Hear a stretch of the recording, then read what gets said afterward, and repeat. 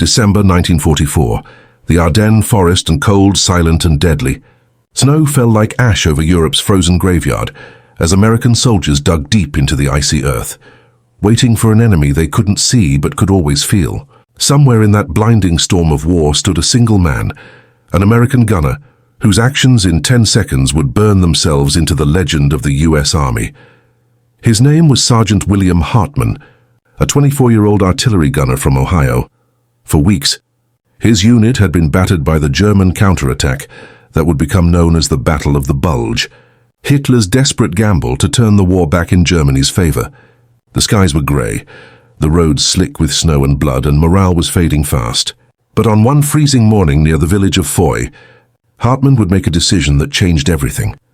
As a German convoy of trucks and armored vehicles moved through the fog-shrouded valley below, Hartman and his small crew spotted them, an entire column of enemy armor, heading toward an exposed American position. Outnumbered, outgunned and isolated, they had seconds to act. When Hartman pulled the lanyard on his 105mm howitzer, the forest lit up with thunder. 10 seconds later, what had been a confident German advance was a smoldering inferno of steel and fire. This is the story of one gunner's impossible stand, a moment when courage, precision and instinct collided to create legend.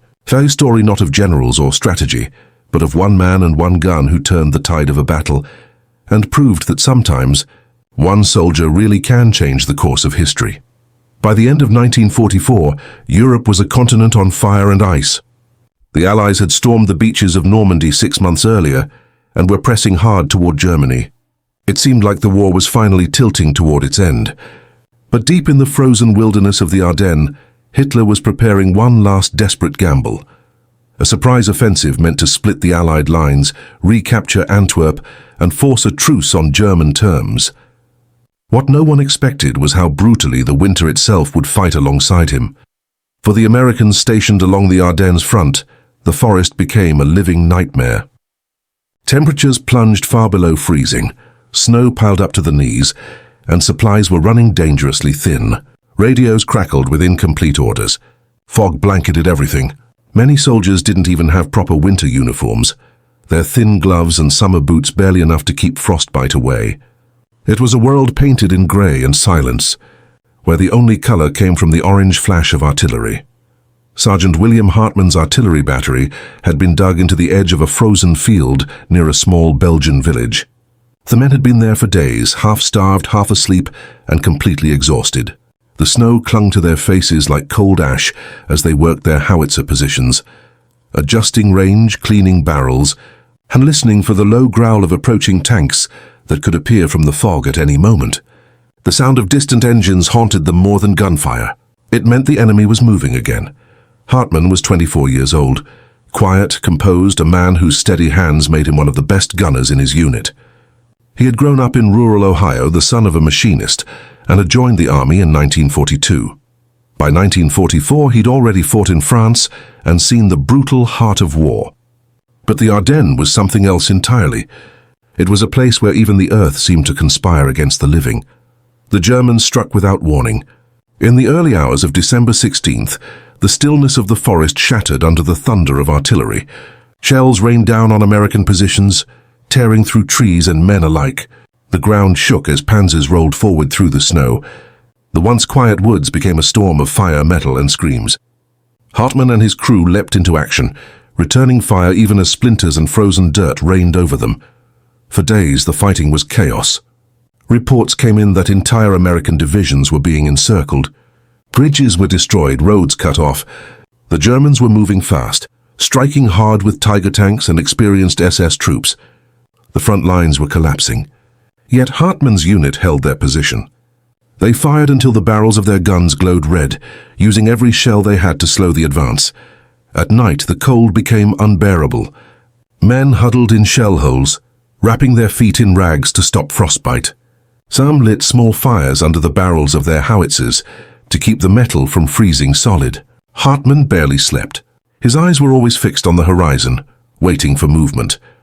One morning, as the sun tried weakly to rise through the thick fog, Hartman noticed something strange. The forest below their ridge was unnaturally still. Then came the faint rumble, The sound of engines again, low and steady. He raised his binoculars, peering through the mist, and what he saw made his stomach tighten. A German convoy, trucks, half-tracks and tanks, moving carefully through the narrow valley road. They were heading straight toward the American lines. Dozens of vehicles stretched out like a metal serpent through the snow, their dark shapes emerging and disappearing in the fog. It wasn't just a patrol, it was a full supply column. Ammunition, fuel and troops, the lifeblood of the German offensive. Hartman called his men to readiness. "Stand by," he ordered, his voice calm but heavy with intent. The crew scrambled into position, brushing snow off their howitzer, loading a high-explosive shell into the chamber. The gun was cold to the touch, the metal biting their fingers. Hartman checked his rangefinder and calculated the wind. The distance was perfect, too perfect to ignore. He knew what this convoy meant. If it reached its destination, it could resupply the German armor pushing toward Bastogne. But if they destroyed it here, it could choke off an entire offensive thrust. For a moment he hesitated. The men were freezing, exhausted and alone. Firing now could reveal their position to German spotters. But then he thought of the men in Bastogne, surrounded, fighting for their lives. He looked again through the scope. The first fuel truck was coming into clear view, followed by a line of armored cars. Hartman breathed slowly, his hands steady on the controls. "Wait for my mark," he said quietly. Around him, the forest seemed to hold its breath. Even the wind had gone silent. The seconds stretched endlessly, and then he whispered the word that would turn history. Fire. The thunder of the gun shattered the stillness. A blinding flash lit the snow-covered ridge, echoing through the valley like a scream of defiance. The shell tore through the sky, and the battle that would define his life had just begun. The German convoy was a masterpiece of coordination, on paper. It had been dispatched in the early dawn hours to push fuel and ammunition toward the spearhead units advancing west. The men driving those trucks were confident. They believed the Americans were broken, retreating in confusion after the first wave of the offensive. Many even joked as they drove, tossing cigarettes to one another through the icy wind. They didn't know that above them, hidden in the fog-covered ridge, a single American artillery gun was waiting, aimed, loaded, and ready. Sergeant Hartman's eyes followed the convoy through his binoculars, tracing the line of vehicles as they crept along the narrow road. It was a classic German formation, disciplined, efficient, but vulnerable. The road twisted like a snake through the valley, hemmed in by steep slopes and thick forest. If the head or tail of the column were hit, the entire convoy would be trapped. Hartman understood that instantly. It was the kind of opportunity that comes once in a war, if at all. The first vehicles emerged clearly through the mist, a reconnaissance half-track in the lead, followed by a fuel truck, then several flatbeds carrying ammunition crates. Behind them rumbled a few armored cars and a Panzer IV, its turret sweeping lazily across the tree line. The column stretched back nearly half a mile, dozens of engines rumbling in unison. Steam rose from the exhausts like ghosts. Hartman turned to his crew. They were tired, shivering, their faces pale from cold and fear. Private Evans held the shell in his gloved hands, waiting for the order. "That's a lot of krauts, Sarge," he whispered. Hartman gave a small nod. "Yeah," he said, "that's the point." He crouched beside the howitzer, making small adjustments to the elevation wheel. The artillery piece was a 105mm M2A1, a powerful, reliable weapon that could fire high-explosive rounds miles downrange. But at this short distance, its destructive potential was terrifying. One hit could wipe out everything within 30 yards. Hartman's plan wasn't to scatter the enemy, it was to trap them. If he could ignite the fuel trucks in the middle of the convoy, the explosion would block the road and turn the valley into a killing zone. The seconds dragged. The cold made his fingers stiff as he adjusted the sight. The fog swirled, revealing and concealing the convoy like a cruel game. Each heartbeat felt louder than the engines below. He could see German soldiers walking alongside the trucks, their rifles slung casually over their shoulders. They were laughing.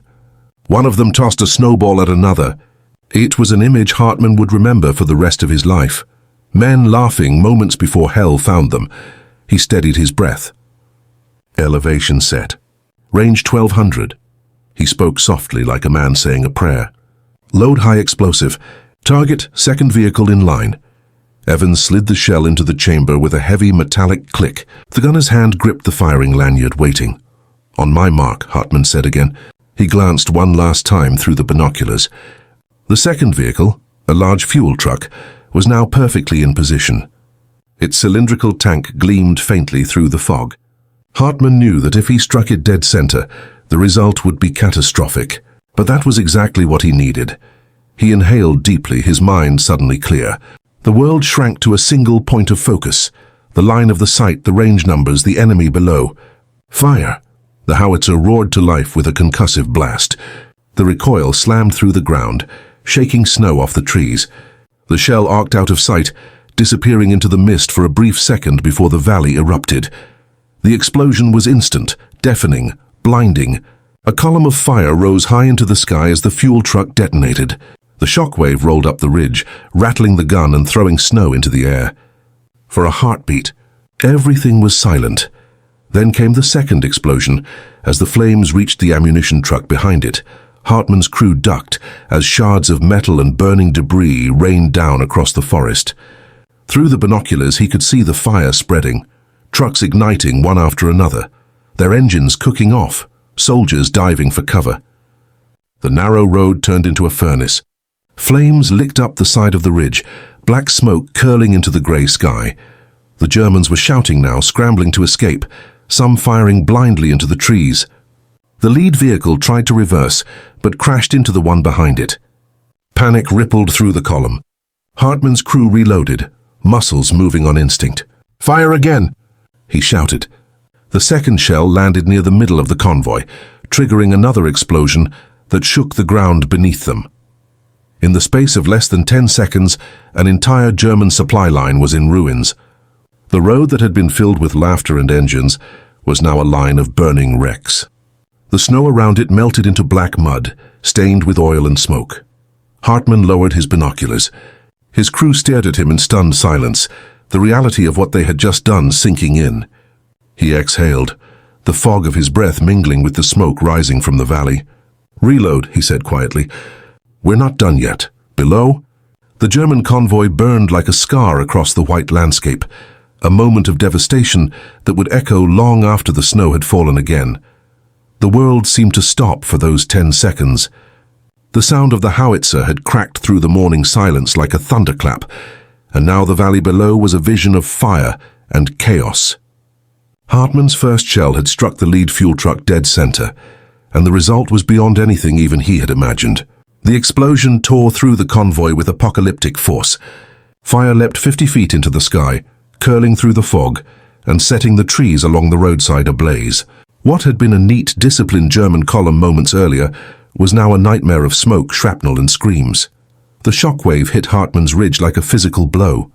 Snow and dirt rained down on the gun crew as the air filled with the deep roar of igniting fuel. Through the swirling smoke, Hartman saw pieces of metal spinning into the air. Fragments of trucks, helmets, tires, entire crates of ammunition hurled skyward before raining back down. The flames spread faster than he thought possible. The second vehicle, loaded with artillery shells, erupted in a series of smaller blasts that chained through the line like a fuse burning toward hell itself.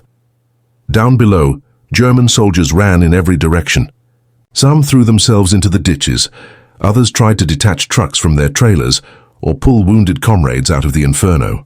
The air was filled with shouting, panicked voices barking orders that were instantly drowned out by the sound of secondary explosions. An entire ammunition truck went up in a flash, sending fireballs bursting into the treetops. The fog, once white and gentle, was now stained black and orange, pulsing with heat and smoke. Hartman barely moved. His training took over, pushing emotion aside. "Range same," he ordered calmly. Elevation unchanged. Fire for effect. The crew worked like machines, sliding another shell into the chamber, their faces lit by the orange glow below. "Fire!" he commanded again. The second round screamed through the air and landed halfway down the line, where it struck an armored car trying to turn around. The blast flipped the vehicle onto its side, igniting its fuel tank and setting off another explosion that joined the growing storm. For 10 seconds, the valley became a furnace. The snow evaporated into steam. The sound of detonations echoed for miles, rolling over the forest in waves. Even the birds had fled. Nothing remained but fire and metal. Through his binoculars, Hartman could see the entire convoy trapped, the road completely blocked by burning wreckage. The tanks at the rear were useless, unable to advance or retreat. The Germans had fallen into a perfect kill zone, and there was nothing they could do to escape it. Private Evans, still gripping the shell casing from the last round, stared at the destruction in awe. "Jesus, Sarge! We got him!" His voice was trembling. Hartman said nothing. He only watched. The men below were no longer soldiers. They were silhouettes moving through fire, their shapes flickering in the smoke like ghosts. For a brief moment, he felt the weight of it all.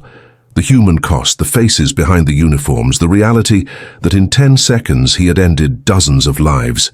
But the moment passed as quickly as it came. This was war, and the men burning below would have shown him no mercy. He turned back to his crew. "Hold fire," he said quietly. "Let the smoke do the work." The valley was now a trap of its own making. Flames consumed everything that could burn. The Germans who survived the blast were pinned down, afraid to move. Ammunition inside the trucks continued to cook off with sporadic pops, each one echoing like rifle fire. Hartman wiped the soot from his face and watched through the haze as the German formation disintegrated completely. The once orderly column had become a graveyard of steel. Minutes passed, though they felt like hours. Slowly the explosions began to fade, replaced by the low, constant hiss of burning fuel. The snow was gone, melted into black slush that steamed in the cold air. The acrid smell of smoke drifted up the hillside, thick and heavy. One of Hartman's men crossed himself quietly. Another just muttered, "I've never seen anything like it." Hartman finally lowered his binoculars and sat back against the frozen dirt wall of the gun pit. His hands were trembling slightly now, the adrenaline wearing off. "We hold position," he said. "They'll send patrols to check it out." Down in the valley, the fire still burned bright, a defiant scar against the winter landscape. The wreckage stretched as far as the eye could see. Tanks half buried in snow, trucks split open like tin cans, and men lying motionless among the debris. 10 seconds. That was all it had taken to erase an entire German supply convoy. The ridge was quiet again, but the silence felt different now. It wasn't peace, and it was aftermath, the kind of silence that follows thunder, when the world itself seems to hold its breath. Hartman looked out over the destruction and whispered under his breath, "God forgive us." And then, as the smoke began to thin, he saw it, a single German soldier crawling out from behind a burning truck, his uniform scorched, his helmet gone. He was dragging something and another wounded man. Even amid the chaos, the enemy still tried to save their own. Hartman didn't order another shot. He just watched, the humanity of it sinking in, the firelight flickering across his weary face. The 10 seconds that had destroyed a German convoy would haunt him forever. But for that moment, standing on a frozen ridge surrounded by his men, Sergeant William Hartman knew one thing for certain.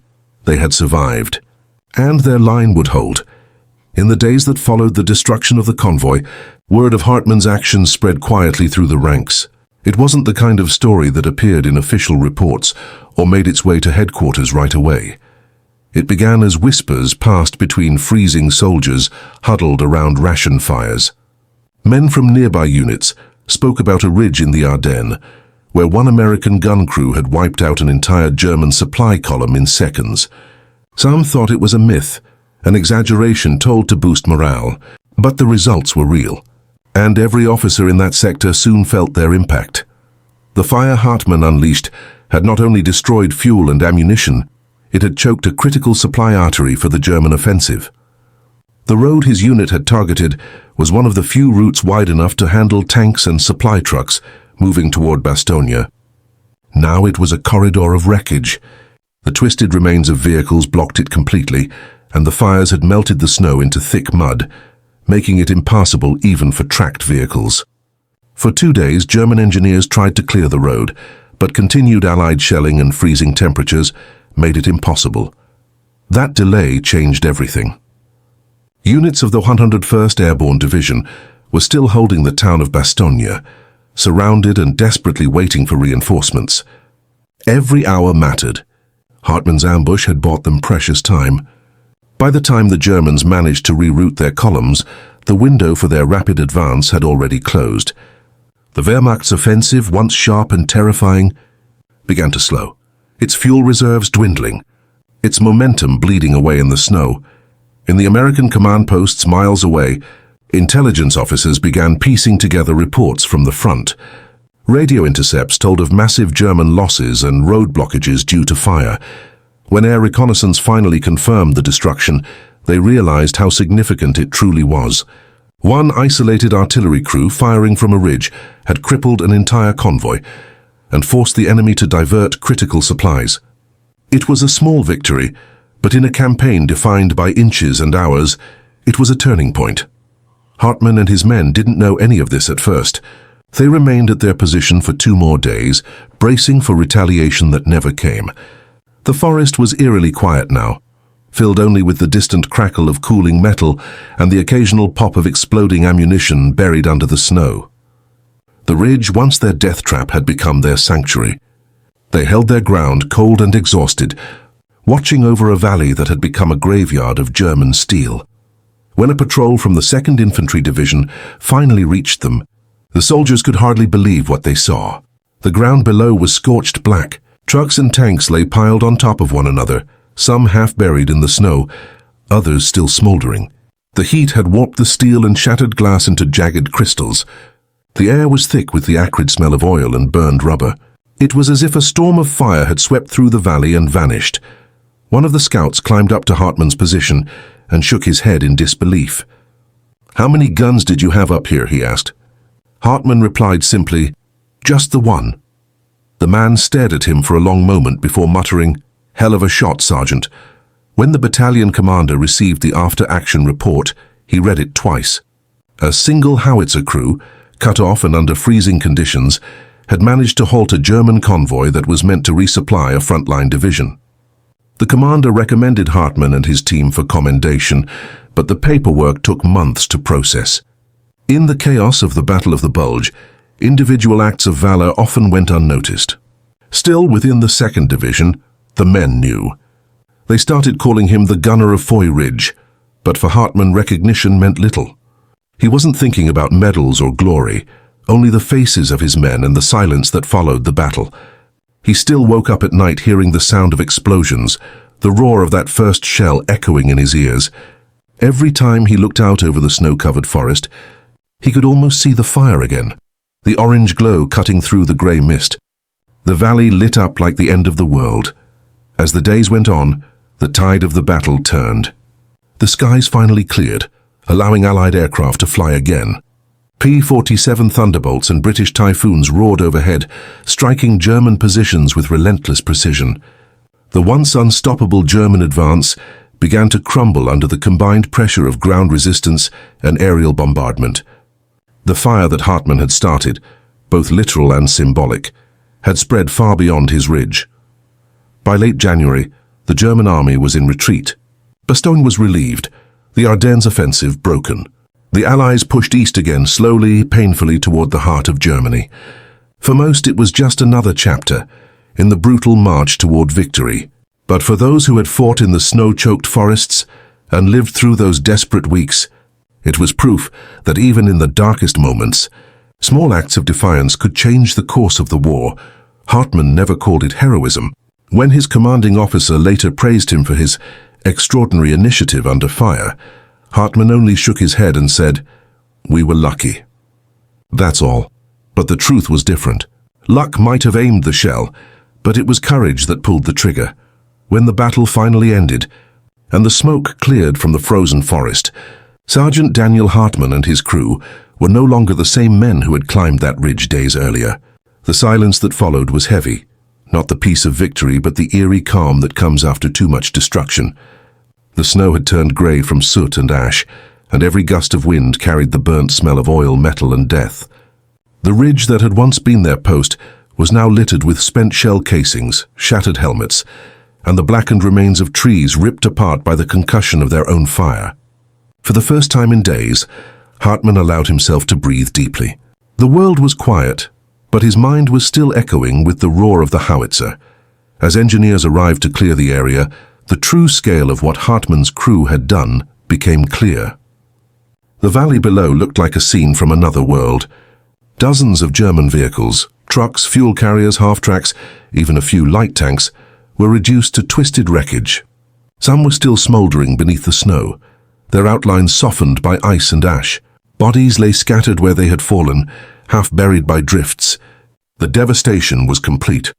Officers who surveyed the scene took photographs and whispered among themselves, unable to believe that one American gun crew had caused this much damage in so little time. When the reports reached headquarters, disbelief turned to pride. Intelligence officers confirmed that the destroyed convoy had been carrying ammunition and supplies for one of the panzer divisions attempting to cut off Bastogne. Without that shipment, the German push had lost vital momentum. In strategic briefings, senior commanders noted how a single act of resistance, a lone howitzer firing from a snow-covered ridge, had stalled the enemy advance for more than 48 hours. It wasn't a battle that would be written in the history books, but among those who understood the flow of the war, it was a decisive moment. For Hartman, though, there was no celebration. As he walked down into the valley with a few other men to inspect the wreckage, his boots sank deep into slush that was streaked with oil. The sight of burned-out trucks and lifeless forms lying beside them filled him with a strange mix of pride and guilt. He knew that what they had done had saved countless American lives, maybe even changed the course of the battle, but the cost was still written across the frozen faces before him. War had a way of blurring lines between heroism and horror, and now, standing in the ruins, Hartman could see both clearly. That night, back at the temporary encampment, the men sat around a small stove made from a fuel drum. They didn't talk much. Each one stared into the flames, lost in his own thoughts.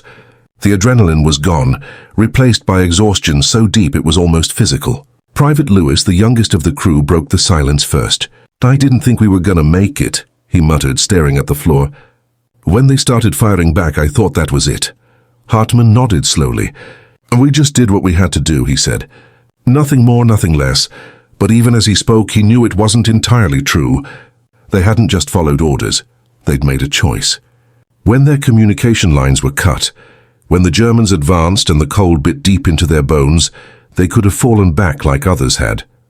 Instead, they had chosen to stay, to fight, and to turn a desperate situation into a victory. That decision had required more than duty. It had required faith in themselves and in each other. A few days later, a photographer from the Signal Corps arrived to document the aftermath. He took a picture of Hartman's crew standing beside their howitzer, the same weapon that had changed the course of the battle. The men were covered in soot and grime, their faces hollowed by cold and sleepless nights. None of them smiled. When the photograph was developed, it captured not triumph but resilience, the quiet determination of soldiers who had endured the unimaginable. That image would later circulate among army units, a silent testament to what ordinary men could accomplish under extraordinary pressure. In the weeks that followed, Hartman's crew received a commendation for their bravery. The official citation praised their initiative and effectiveness under extreme conditions, but for the men it felt strange. They had lost friends. They had seen too much. Medals and paperwork couldn't erase the memories. For Hartman, the real reward was knowing that their stand had mattered, that somewhere out there American troops had survived because of what they had done on that ridge. As the winter dragged on, the Battle of the Bulge came to an end, and the tide of the war began to shift decisively in favor of the Allies. German forces were pushed back, their supply lines shattered. When spring finally came and the snow melted from the Ardennes, the ridge was still scarred from the battle. The burned-out shells of trucks and tanks remained like silent monuments to the fury of that 10-second barrage. Years later, when the war was over and Hartman had returned home to a quiet life in Ohio, he rarely spoke about what happened in that frozen forest. Sometimes on cold nights, he would take out an old photograph, the one of him and his men beside their howitzer, and stare at it for a long time. To most it was just another war photo, but to Hartman, it was a reminder of a moment when courage and chaos collided, when one decision, one shot, had turned the tide in a battle that no one expected them to survive. And though time faded, the memories and the medals gathered dust, that single image burned bright in his mind, proof that even in the darkest hours of war, a small group of determined men could change everything. In the aftermath of war, memories often fade, but for those who lived through it, especially men like Sergeant Daniel Hartman, the echoes never truly died. The Battle of the Bulge had ended, the German offensive crushed, and the Allied armies were pushing steadily east toward the heart of Germany. Yet for Hartman, the sound of the howitzer's thunder and the sight of the burning valley below remained etched into his mind long after the guns went silent. When the world celebrated victory in May 1945, he didn't cheer. He stood in the crowd watching the confetti fall and felt a strange emptiness. For him, the war wasn't about parades or medals. It was about the faces of the men who hadn't come back, and the haunting knowledge of what it took to survive. After returning home, Hartman settled in a small town in Ohio. He married, found work in a steel factory, and tried to build a quiet life far from the battlefields of Europe. But even in peace, the war was never far away. The shriek of a train whistle reminded him of incoming shells. The smell of burning metal sent him back to that frozen ridge. Sometimes he would wake in the middle of the night, heart pounding, his hands gripping the edge of the bed as if it were the trigger of his gun. His wife learned not to ask questions. She would simply sit beside him in silence, letting the quiet of the night wash over them until his breathing slowed. The years passed, and America moved on. The war became history, then memory, then story. But among veterans, it remained something unspoken yet understood, a shared burden that never truly left them. Occasionally, Hartman would attend reunions with the surviving members of his artillery unit. They were older now, grayer, their once strong hands shaking slightly as they lifted their coffee cups. Yet when they talked, the years melted away. They spoke of the cold, the fear, and the strange courage that had bound them together in those desperate days. No one spoke of glory. They spoke of survival. It wasn't until decades later, when his grandson found a dusty box in the attic, that the full story began to resurface. Inside were old photographs, faded letters, and a folded newspaper clipping bearing the headline, "American Gun Crew Destroys German Convoy in Ardennes." The young boy brought the box downstairs and asked, "Grandpa, was this you?" For a long time, Hartman didn't answer. He simply stared at the photo, the one taken after the battle, of himself and his men standing beside their battered howitzer. His eyes lingered on the faces beside him. Some of those men hadn't lived to see another sunrise. Finally, he nodded slowly. "Yes," he said. "That was us, that was my crew." As he told the story, his voice was quiet, measured, filled with the weight of memory. He described the snow, the enemy convoy, the moment when everything came down to a single decision, to fire or to flee. The boy listened in silence, wide-eyed, as his grandfather recounted how in just 10 seconds they had turned the tide of a battle no one even knew they were fighting. But when Hartman finished, he didn't smile. Instead, he looked at his grandson and said, "War isn't about heroes, son. It's about men doing what they must so others can live." That night, after his family had gone to bed, Hartman sat alone by the window, looking out at the quiet street. The world outside was peaceful, the kind of peace he had once fought to protect. Somewhere in the distance, he could hear the faint hum of a car engine, the sound reminding him of the trucks that had once rolled through that Belgian valley. For a moment, he could almost see the snow falling again, the muzzle flash lighting up the night and the fire that had turned the darkness to day. Then slowly the vision faded, and all that remained was silence. In his final years, Hartman never sought recognition. When the local newspaper interviewed veterans on Memorial Day, he declined to speak. When a nearby museum dedicated a new exhibit to the Battle of the Bulge, he attended quietly, standing in the back, unseen among the crowd. But when he saw a display featuring a photograph of a lone artillery crew in the snow, he stopped. His weathered hand reached out and brushed the glass, tracing the outlines of faces long gone. "We were just doing our job," he whispered. When he passed away at the age of 84, his family found a note in his desk. It was short, written in his neat soldier's handwriting, "For the men of my crew." We held the line and that was enough. Beside it was the same black and white photo, 6 young men, standing proud beside their gun, their eyes filled with the unspoken understanding of what they had endured. Today, historians studying the Battle of the Bulge still debate which moments truly changed the tide of the conflict. Some point to Patton's advance, others to the defense of Bastogne. But among the thousands of untold stories, There are small forgotten acts of defiance that made all the difference. The story of one American gunner and his crew, who turned a German convoy into ashes in just 10 seconds, remains one of them. It is a reminder that history isn't only shaped by generals and grand strategies, but by ordinary men who stood their ground when it mattered most.